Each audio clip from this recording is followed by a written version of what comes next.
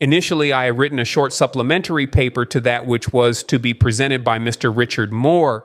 Therefore, the order having been inverted, it places me in a rather tricky position. I had intended to continue on the basis of certain things which he would have said. However, very briefly, my position is this. Moore would have spoken on African civilizations according to the program. I myself had intended, and in fact, I will consider certain aspects of African history which would not normally fall under the rubric of civilization. And in the process, I would have liked to question the very concept of civilization.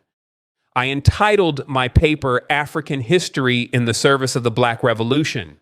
And the first contradiction, the first dilemma which one faces in attempting to utilize African history as one of the weapons in our struggle is a realization that, in a very real sense, we as Black people are placed in the invidious position of having to justify our existence by antecedents, having to prove our humanity by what went before. Now, this is very invidious. Humanity is not a thing one proves.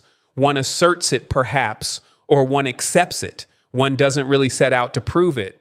But unfortunately, the historical circumstances in which Black people have evolved in recent centuries have implanted in the minds of Black brothers and sisters a certain historical conception.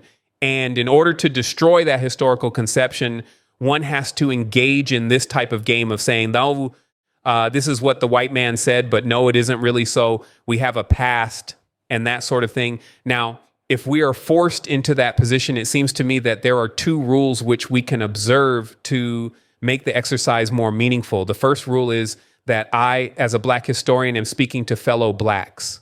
Now, that means that as far as the white audience is concerned, here and in the world at large, they are perfectly entitled to listen, but I am not engaged in the game which they set up, by which they say to me, you prove, Black, that you're a man. Prove it to me by showing that you have civilization and that sort of thing. I'm not engaged in that job as far as white people are concerned. I am engaged with, I must address myself solely to Black brothers to the extent that they have been involved and destroyed in a process we are seeking to recreate. And furthermore, as I said, it's in the service of Black revolution. Those whites, those few whites who may join the Black revolution will certainly do so for reasons which are far more profound than their knowledge or acquaintance with African history. So that's another reason why we don't need to address ourselves to them. The second rule is that African history must be seen as very intimately linked to the contemporary struggle of Black people. One must not set up any false distinctions between reflection and action. We are just another facet of the ongoing revolution. This is not a theory. It is a fact that Black people everywhere in Africa and in the Western world are already on the march. So nobody who wants to be relevant to that situation can afford to withdraw and decide that he is engaging in what is essentially an intellectual exercise. The African historian, to me, is essentially involved in a process of mobilization, just like any other individual within the society who says, I'm for Black power. I'm going to talk about the way the Blacks live down in the South, etc. That's a facet of mobilization. The African historian is also involved in that mobilization. Now, having said that, I would like to illustrate the ways in which, in fact, if there's to be any proving of our humanity, it will have to be done with three examples. The first is Cuba. Cuba has proven very concretely that the way of asserting that humanity is by revolutionary struggle. And when I say it has proven that, it has proven it to the Black people in Cuba. Now, this is a question with which even Black brothers outside of Cuba are not very familiar. And so I'll just for a minute indicate what the position was and is for the Black people of Cuba. They started, like everybody else in the West, as slaves. They existed as slaves longer than any other group except the Brazilians, well into the 1880s. And subsequent to slavery, they became involved very rapidly in the new imperialist relationship with the United States. and this hardened the existing prejudice of Spanish slave and Spanish colonial society. There is a very useful book recently published by Esteban Montego, a Cuban slave who was a runaway and who reflects on his life in this period and gives some insights into the type of pressures which faced the black man in Cuba after slavery. Now, with the intensification of economic and political activity by the United States and Cuba and the importation of Florida-type qualities, a black man in Cuba was just dirt. I mean, it was the South, it was apartheid. If you, the black man, were seen in a certain part of Havana after a certain hour, you were liable to be shot, guilty of being black, you see.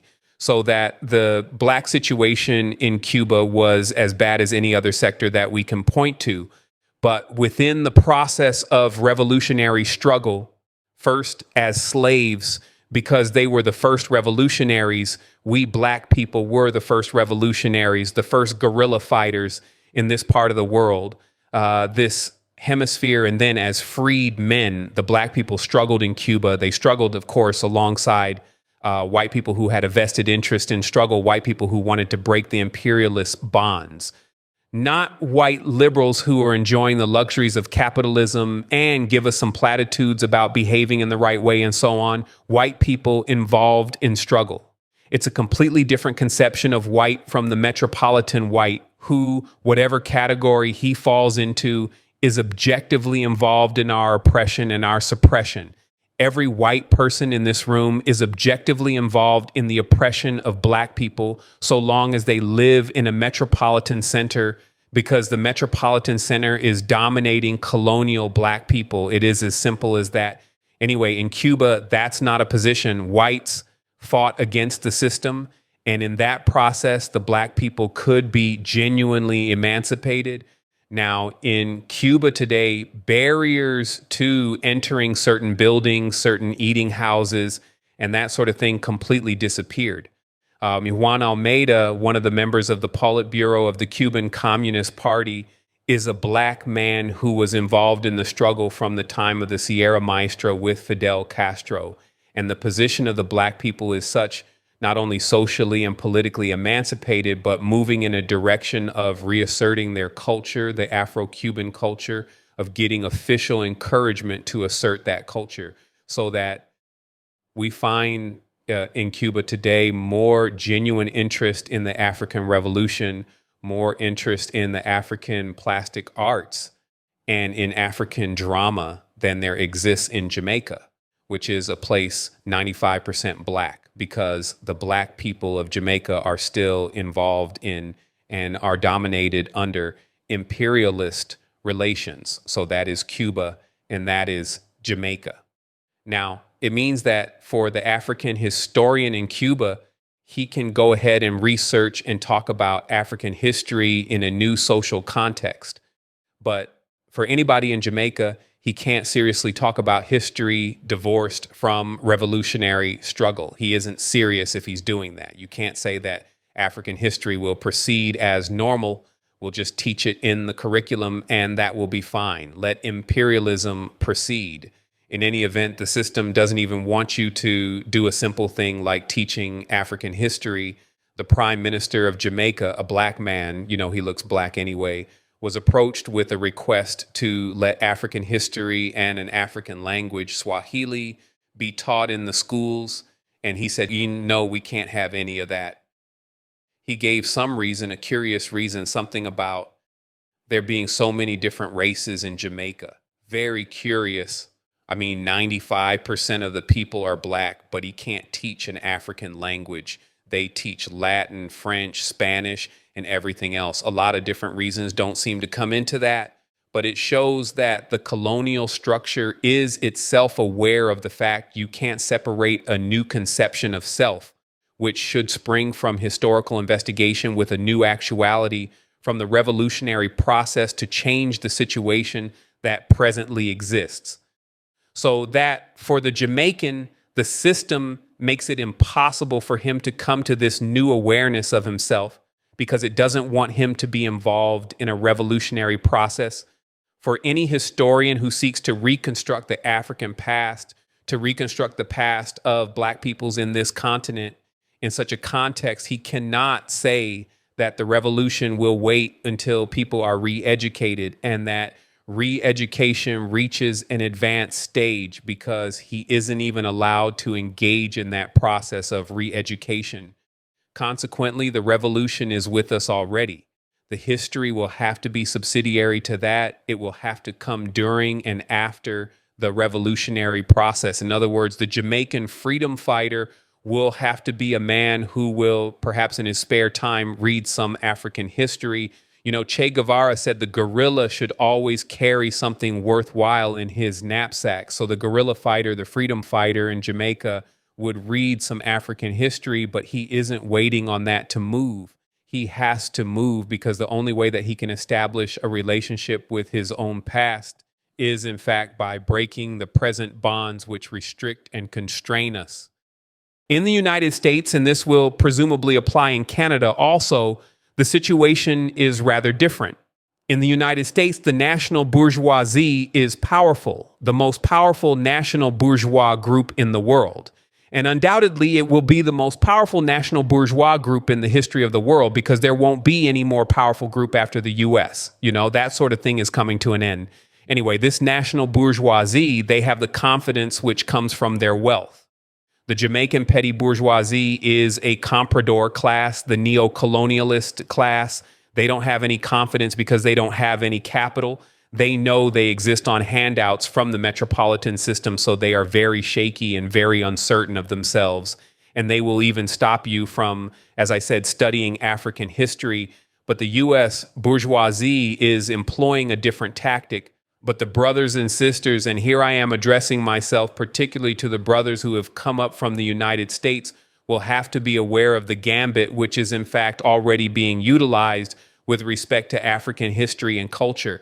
And that is this: the national bourgeoisie in the United States appears to be giving a concession. They are saying, okay, fine, you go ahead and study African history and African culture, and they will give you so much African history and culture that you just have time for nothing else.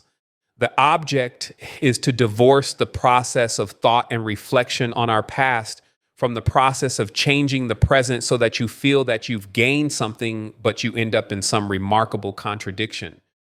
What you will find is this. In fact, it's happening already.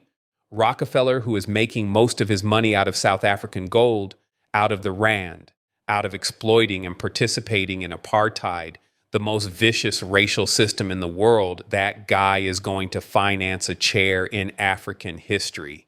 That's the type of contradiction. So that if a black progressive thinks he's doing something by going into African history, using up a Rockefeller grant, all he's doing is forgetting both the domestic and external implications of American capitalism, and in fact, supporting that system, because the guys don't mind if you go in a library or museum and lock yourself up all day. That's wonderful. Keep you off the street, keep you out of struggle. So we have to avoid that type of myth that cultural revival per se is going to carry us a long way. I don't want to seem to be critical of the development of interest in African history and culture. Quite obviously not. That's what I myself am involved in.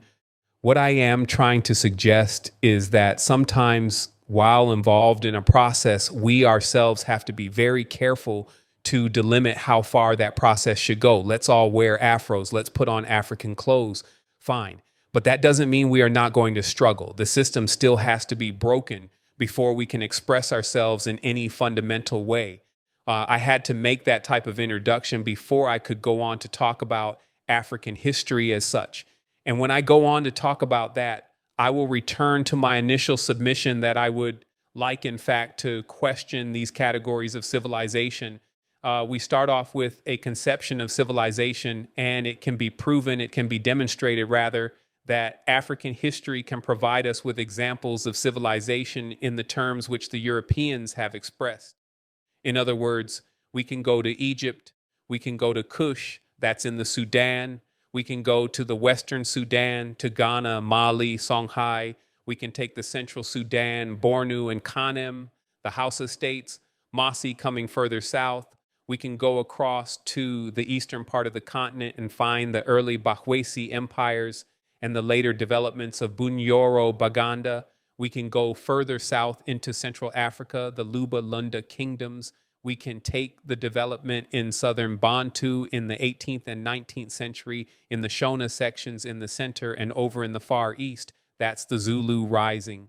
We can build up a picture which conforms to a European conception. In other words, we can play the game of proving to white society that you were wrong when you said we had no history, that we had no civilization. Look at what we produced. Now, I'm only going to deal with one aspect of that, and that's Egypt. Everybody knows about Egypt. I don't have to delineate the Egyptian civilization. But if you want to read about Egypt, you have to go and check some books on the Middle East, or you have to go and find some guy who calls himself an Egyptologist. You never find any assessment of Egyptian culture, any serious assessment within the African continent. Not never. Of late, it is changing, but the traditional approach, the years of study of Egypt have taken place in a context of the Middle East, Mesopotamia, background to European culture, that sort of thing. Africa just doesn't come in. Very curious. To begin with, we have a simple geographical description. European refers initially to either what is actually within Europe or what proceeded from Europe as a geographical entity. American the same, Chinese the same. But curiously, Egypt is well entrenched in Africa, but it never appears in any assessment of African civilization. In other words, what I am trying to say, why I am taking this single point, is to show the ways in which the issue can be evaded. White society can either say you have had no history, or where they see an element of civilization in their terms, they can say that was not yours, either by saying it outright or ignoring it. In the case of Egypt, a second argument is advanced, the question of color. If you press the first argument I made, then a white person will say, well, you know, the people in Egypt were white, so that really it has nothing to do with Africa, which is a place for black people. In that sense, one will have to go back and try to determine what was the racial composition of dynastic Egypt. And as far as we can tell, the Egyptians represented themselves as red or copper colored, as distinct from lighter skinned white peoples living outside of Egypt, and as distinct from darker-skinned black peoples living outside of Egypt also to the south, so that their own conception of themselves was certainly not white. Furthermore, the whole history of Egypt is one of southward expansion and of contacts, sometimes not very pleasant contacts, in the form of slave raids with the South, so that it is clear that the whole Egyptian population must have been infused with a large quantity of black blood.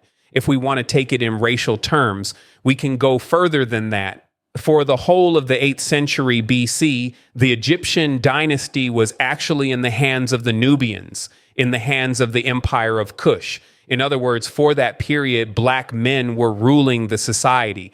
Now, I found no evidence that the society itself was racially conscious.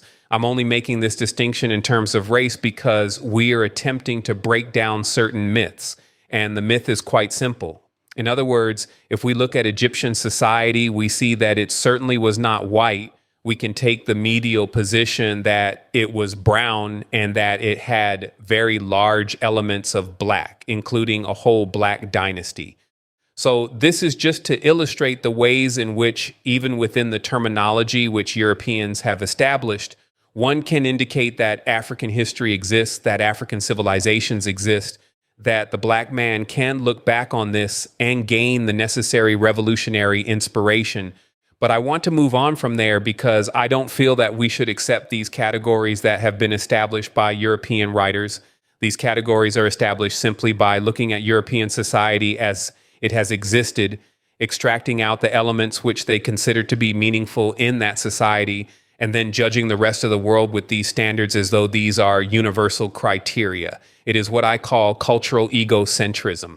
These fellows have no concept of judging any culture by attempting to get out of their own. They base themselves solidly in their own limited perspectives, and then you judge everybody else by that. In Africa, even apart from the state systems, which I have merely enumerated and which presumably Richard Moore will talk about in more detail, one could find a whole variety of people, millions of people living outside of the normal political state. And in European terms, they were not civilized because to be civilized, you had to be living in this large political conglomeration. You had to be writing, preferably. This is one of the criteria which is normally adduced for civilization. And you had to be engaged in a political and administrative process, which is rather similar to that, let's say, of the modern United States. In other words, the greatest expression of human progress is in terms of the size of the state, in terms of the size of the armies that the fellows can send against each other to kill each other out and the like. I mean, it really is amazing because even within white society, those people who question the society, and there have been many in the post-war epoch, who question the very basis of the society would wonder if on sheer size and population and so on, the United States is the most civilized country in the world. If we use those criteria, we know that it is the most barbarous because of the way in which it has exercised its power, because of the way in which it has stifled its own population. And that is not only the black population, but the white population. So we have to challenge those criteria. And when I look back at African states, at African society in the broadest sense, I would, in fact, like to throw out the word civilization. I think it is a very arbitrary word. I don't think it gets us very far. I mean, we use it as a prop so that we can advance our thoughts, and at a certain stage, it will abolish itself, as it were. I abolish it on a whole variety of grounds. I mean, one could add, for instance, that we as Black people, and this is a question that came up yesterday in an embryonic form when C.L.R. James was speaking, must define the world from our own position. So I want to talk about civilization, and I'm a Black man, and I've been subjected to slavery. And I can't look around and say European society was civilized. I can't say this. I can't participate in what the French call la mission civilisatrice, when this is what colonialism was for them. If that is civilization, as was it Brother Leroy who said it, then give me back the jungle. So that is a definition which we as Black people cannot accept at all. And once we throw aside that definition, we have to start working with other things. We have to forget the sort of formal approach and start trying to determine what is meaningful in social relations and what were the features of African social relations which were most meaningful. Now, that's what I'll talk about for a little while. I think that just as we can say in the small societies before the European arrived in Africa, certain states and certain political developments were in existence. Similarly, we can emphasize the culture history. We can try to determine in the period before the 15th century what were the lines along which African culture history was developing. And here we must understand that Africans, for the most part, were living in small societies, some of them so-called stateless societies, just a family, an extended family, no superstructure of the state, no huge territorial delimitations. But whatever the situation in which they lived, whether it was an isolated family unit, whether it was a clan arrangement, or whether it was a state, it seems to me that certain principles can be extracted as the dynamic principles of African culture. And this is what represents the civilization having eroded the erroneous concepts surrounding it of Africa in that particular period. I'll try to select just a few of the most outstanding, in my estimation, of these principles. One of them is hospitality, the way people related to each other in terms of hospitality. Another one is the way in which the people of a certain age in this society were treated. Another is the whole question of law in African society, the way that the law was administered, the whole ethos behind the law. I think I would like to take those 3 points and start to have a look at them now. I start with hospitality. In the African systems, Europeans who arrived in the 15th century, or Europeans who arrived subsequently within an indigenous context, saw the Africans living by themselves. It's amazing the regularity with which they stressed the nature of African hospitality, the extent of African hospitality. This was not just, as it were, an individual response of Africans. It was rooted in the nature of their social organization. The extended family, for instance, was in itself an agency of social relief. It was in itself an agency which would deny the existence of the extremes of poverty and abandonment in African society, which we find in modern capitalist society, because as an extended family, it meant that the responsibility was theirs. All members of the family share a responsibility for others. This is the nucleus of the whole concept of hospitality. One can go further and take the principle of the family when it is projected into the clan arrangement. A clan, in a rough sense, is a whole collection of families. It's a set of people who share a common ancestor and common totems, as sometimes the term is used. Now, within that clan, there are numerous people who don't know each other. They just know they belong to Clan A. They've never seen each other. Their relationship in terms of physical and genetic proximity is very vague. They acknowledge an ancestor who is very remote on the borders between history and legend, but nevertheless, a clan brother is a brother, and he's treated as a brother whenever the occasion arises. In other words, I belong to Clan A, and I come from 300 miles away and I meet another clan brother. He has certain responsibilities towards me to house, feed, clothe me. The system provides for that hospitality. We can go further, take the structure of authority, whether it be the chief or a king or a ruling group. They too have certain very clearly defined responsibilities with respect to the action of giving, the key being hospitality. So much so that I came across a very interesting incident of a small chief in a Sierra Leone system who they were about to elect into a king. And the guy says, well, sorry, I'm not going to take that job. I just don't have the funds to carry out the type of hospitality which is normally expected from a ruler. That's his job, to keep an open house. Guys just turn up there. And as I said before, a brother is a brother, a sister is a sister. Now, I don't know how it will appear to you, but when I started off and I looked at this, to me, this is a more profound aspect of relationship than how big the state was and how many armies were jumping across to kill each other. This was an aspect of interpersonal relationship. This was a quality of life that doesn't exist in our society. It couldn't exist in capitalism, which is based on profit motive. This is not to say that there aren't individuals within the capitalist system who are hospitable. All over the world, one finds hospitable individuals. Here I'm talking about a hospitable society, not the odd individual. The whole society is geared towards a reciprocal relationship with those around. And this, to me, is very, very striking. And it seems to me that as a principle for human organization, it is one of the facets about African cultural development to which greater attention should be paid. Let me talk about the old men age. Again, we'll start with capitalist society. The old people in the capitalist society have no value. Capitalism wants labor. You finish working. Well, that's tough. In more recent times, you get a pension, but the system doesn't have any further value for you. In West Indian society, in the period of the slave trade, the planters used to make a concrete economic calculation. They had this discussion going. The discussion went along these lines. Shall we let these blacks work for us for a long time and get old and try to get the maximum period of work out of them? Or shall we work them to death in a limited period of time and get new blacks?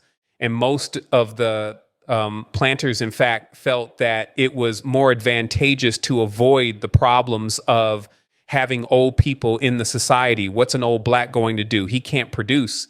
He can't work the 18 hours a day which the plantation system required. So that it's better not to have old black people in the society.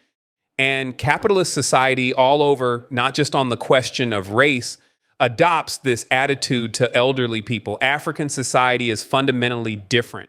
Throughout Africa, the principle of gerontocracy prevails. The elder, by virtue of his age, is vested with certain authority and certain power. This is basic because for them, wisdom is a reflection of an experience. And by that very fact, all things being equal. The older the man in the society, the more his experience in the problems within that society, the more his reflection on it, and therefore the greater his wisdom. There is more to it than that. It means that the older man had had an opportunity within that society to acquire a certain formal education because African society had its aspects of formal education. There was a period of intensive education when a man or a woman, or should I say a boy or a girl, was about to be initiated into the society to become a man or a woman. That was always a period of intensive education. And subsequently, as individuals moved from age group to age group, or from one level in a secret society to another, or from one age sect to another, all these being institutions which related people on the basis of age, he was also privy to additional knowledge so that he was going through a process of learning. So when he reached a certain stage, he was supposed to be historian, lawyer, guardian of the Constitution, and the president of the state. He was supposed to be a tutor to the young king when he came up, to the king's sons, that is, or nephews, depending on the system. And in effect, these elders were given responsibility. They were free, of course, because of the hospitality from the task of winning a living, and the system asked them to be alert. This is the difference. I've seen a lot of old people in England in particular. It struck me. It is not as bad in the West Indies. Our Black people still manage to survive, even in old age. But I looked at English society, and it has completely destroyed a certain sector of the society. These women who reach a certain age, they can't relate to anything else. They perhaps go to a little bingo party, and then after a while, they can't even totter out to that. And then you just herd them into old people's homes. They have no function. They do nothing. So they rapidly degenerate and become cabbages, because your mind, if you don't keep it going, is going to degenerate. And this is our society that we live in now. African society catered for a completely different conception. The man is always growing. The man is always learning until he dies. And that is why field researchers have found that when you go into an African society, you can go and find any old man. Find him, he might be 60, he might be 70, and with perspicacity, he will point out to you elements of the culture and recall episodes of history going back more than 100 years. In other words, more than his lifetime. He had been trained by the society to function in that way. Now, this to me is tremendous. A society that takes you from birth and carries you all the way so that life has meaning to the end. Well, you judge that for yourself. I want to talk now about the attitude of the law in African society. This is my third episode, third area of illustration. The law in African society was, of course, customary law rather than recorded law. In recent times, that customary law has become the subject of serious scholarship, and numerous treatises have been presented on African law. The principles are very complex. To begin with, we must understand the framework in which it functions, a framework, as I see it, of social order, social stability. So that immediately limits the areas in which the law is going to operate. Let me illustrate, and this, again, is using European evidence. All the things I am saying, I can quote ad extentum from European sources. It is a useful technique. The man says, no, that's not so. Then you say, well, this man said so, it wasn't me. White people went and saw this. So this is European evidence. They go to African society and they're amazed at the type of social security which existed there in the 15th century. All this stuff I'm talking about is cultural history, the period before the European arrival. Some of it carries over, but I'm talking about traditional African society. All of the travelers into the Western Sudan, time and time again, they reiterated, this is tremendous. How can we travel such huge distances from one end of the empire of Mali to another, and we don't find any robbers, we don't find any vagrants? If we lose something, when we turn up at the court of the king, we find that thing has been transmitted there to be given to us. It was amazing to them because they were operating from the background of brigandage in Europe, highway robbery. Yeah, I mean, our society, well, capitalist society is a robber society. So this explains the whole thing. in the whole development of capitalism, piracy, brigandage on highways, etc., the security for goods and persons is a very late development in European and capitalist society, and it has come about through the establishment of massive mechanisms for keeping people in their places. In other words, a police force and army. But in African society, this wasn't so. It wasn't the police who were all around to see that goods and persons were secure. It was the social constraints. People just didn't do that. And Mungo Park went to the Gambia. He saw a little group called the Jolas. He said, these are a bunch of savages. But yet he himself had to concede. He says, I left my goods there for months unattended. And when I went back, there wasn't a pin removed. And this is a generalized type of remark that is made about African traditional society, a socially induced security, everybody moves around and the like. Now, that's the norm. This doesn't mean that there is no crime whatsoever. I'm just suggesting the area that in that society was exemplary in its freedom, especially in comparison with Europe. Now, insofar as there was crime, it had to be dealt with by the law. And the principle of the law was not to deal retribution to an offender, which has largely been the principle of European law until recent times, wherein the whole penal system is still being questioned. But fundamentally, it hasn't changed. The law is to deal retribution. The law is a means of controlling certain individuals. And this is, of course, particularly relevant to us as Black people in white society. But that apart, what was happening in African society was that an offender was asked to make restitution, either to the individual whom he offended or to the state, if his offense was against the state or against the society as a whole. So it was a question of restitution rather than retribution being meted out to him. It meant that if he stole, the object was to replace what he stole, not to put him into jail. I have never, ever read of a jail in traditional African society. I have never read of stocks and fetters and chains before the slave trade. This was the African traditional society which didn't jail people. It said to them, you replace what you have taken. Again, the contrast with Europe is clear on all these points. And what I am developing, therefore, is the idea that there are principles of human activity which we need to look at, which are quite distinct from the so-called principles of civilization.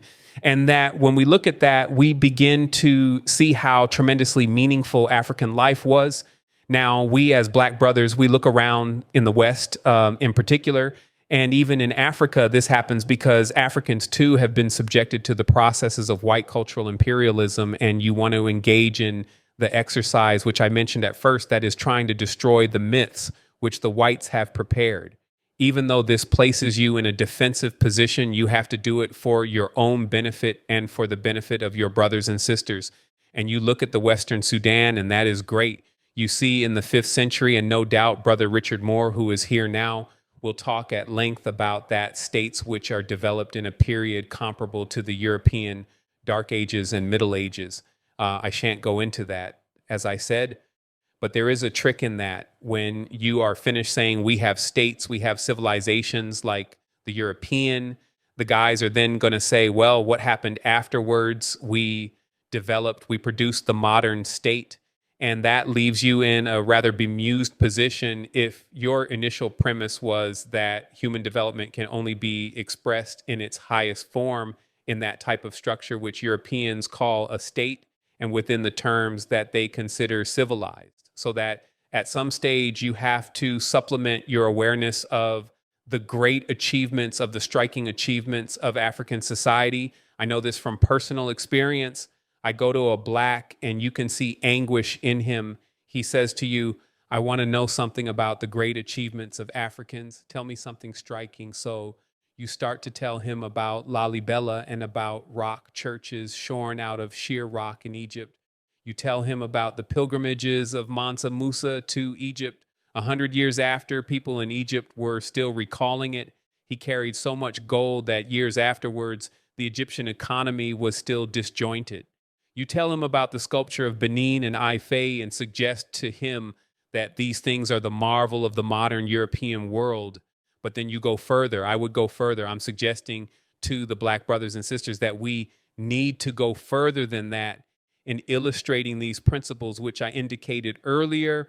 For an actual political purpose related to the revolution, we have to indicate that this cultural basis existed quite independent of states, because if not, there are certain types of contradictions into which we fall. Here I have in mind the way in which the white world normally plays up certain aspects of African contemporary development as relapses into barbarism. You say that what's happening in Nigeria, what happened in Congo, this is sort of atavism. The blacks have gone back to the primeval savagery once the restraining hand of white civilization has been removed.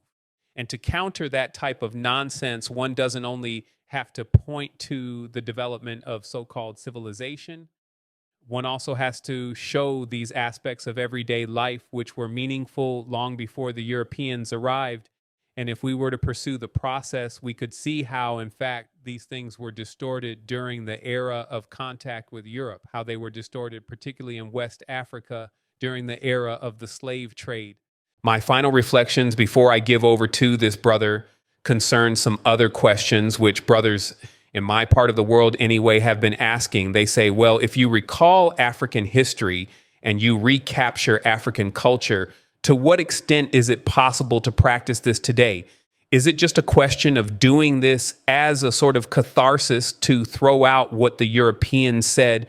Or is there a possibility of using these principles in constructive contemporary action? For Africa, the answer is clearly yes. In African society, any serious attempt to revolutionize the society will have to take serious cognizance of these principles. And the best example is the work being done in Tanzania today and the type of analysis being carried out by that remarkable man, Julius Nyerere.